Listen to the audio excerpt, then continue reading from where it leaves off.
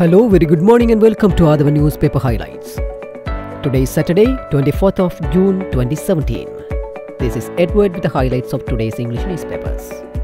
As usual, we have three leading daily newspapers for the highlights: Daily Mirror, Daily News and Ceylon Today.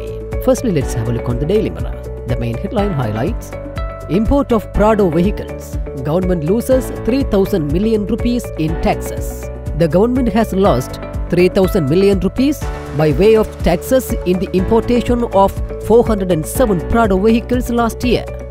The Committee on Public Accounts revealed in its report presented to Parliament yesterday. The losses were incurred as a result of constantly changing the vehicle values for purposes of calculating customs duty. GMOA to continue a strike till government accedes to its demands. They demand Saitam issue be resolved.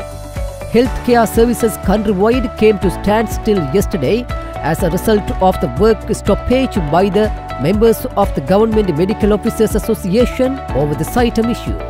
Nebile Fernando Hospital will be taken over, says Kiriyala. House Leader and Higher Education Minister Lakshman Kiriyala said yesterday that Nebile Fernando Hospital in Malabe would be taken over by the government and converted into a dengue treatment center. Secondly, let's move to Daily News. The main headline highlights: Meethatumulla tragedy.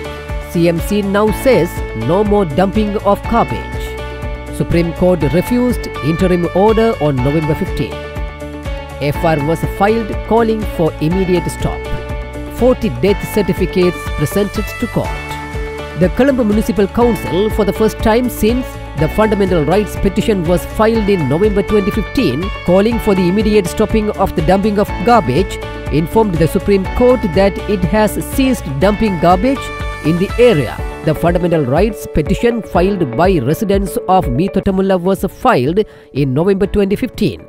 The petition asked the court for an interim order prohibiting the dumping of garbage. However, the interim report was rejected, although leave to proceed with the application was granted.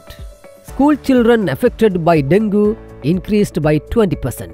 The Health Ministry yesterday said that there is a significant 20% rise in school children infected by the current dengue epidemic.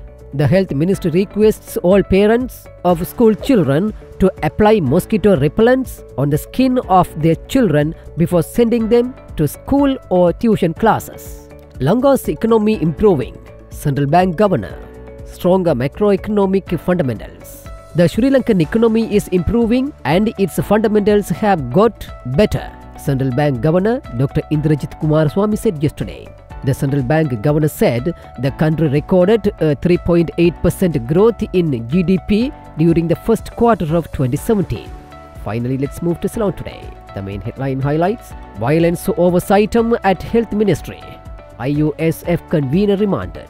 The police yesterday arrested the Inter-University Students Federation convener Lahiru Weerasegara and one other university student for causing destructive to state property and entering a ministry building forcibly.